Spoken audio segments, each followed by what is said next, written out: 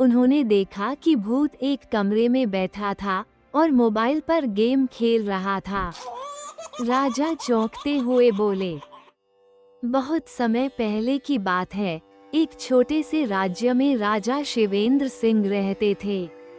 वे बड़े ही आलसी और डरपोक थे। एक दिन उनके राज्य के बाहर एक बहुत ही डरावनी हवेली बनी, जिसे लोग भूतिया हवेली कहते थे। राजा को जब ये पता चला तो वह डर से कांपते हुए अपने महल के भीतर ही घुस गए। एक रात राजा अपने कक्ष में सो रहे थे कि अचानक उन्होंने खिड़की से एक अजीब सी आवाज सुनी। आवाज कुछ ऐसी थी, राजा शिवेंद्र सिंह, मैं तुम्हारा पुराना दोस्त हूँ, मुझे याद करो। राजा डरे हुए उठे और बोले, कौन हो तुम? मैं भूत हूँ, भूत। आवाज आई। राजा और डर गए।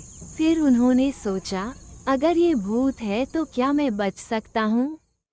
राजा ने अपनी शाही चाल चली और तुरंत आदेश दिया कि महल में हर जगह तेल की झालर और दीपक लगवा दिए जाएं, ताकि भूत को डर लगे।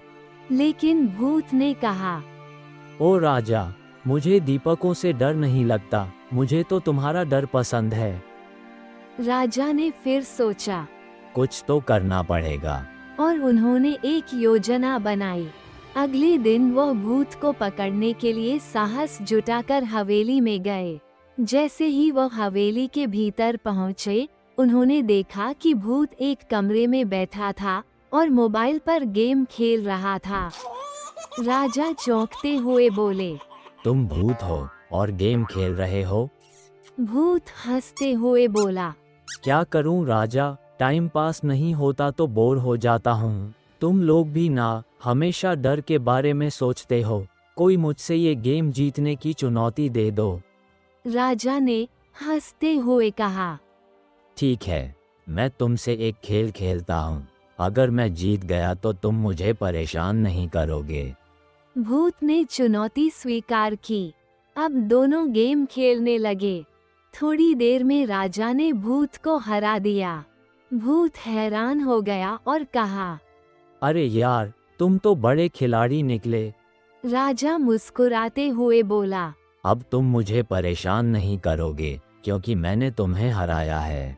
भूत हंसते हुए बोला, ठीक है राजा, तुमने मुझे हरा दिया, अब मैं तुम्हें परेशान नहीं करूँगा। पर तुमसे एक बात कहूँ, अगली बार खेलते वक्त थोड़ा फॉर्मल कपड़े पहन लेना, मुझे डर लगने लगेगा। राजा और भूत दोनों हंस पड़े और दोस्त बन गए।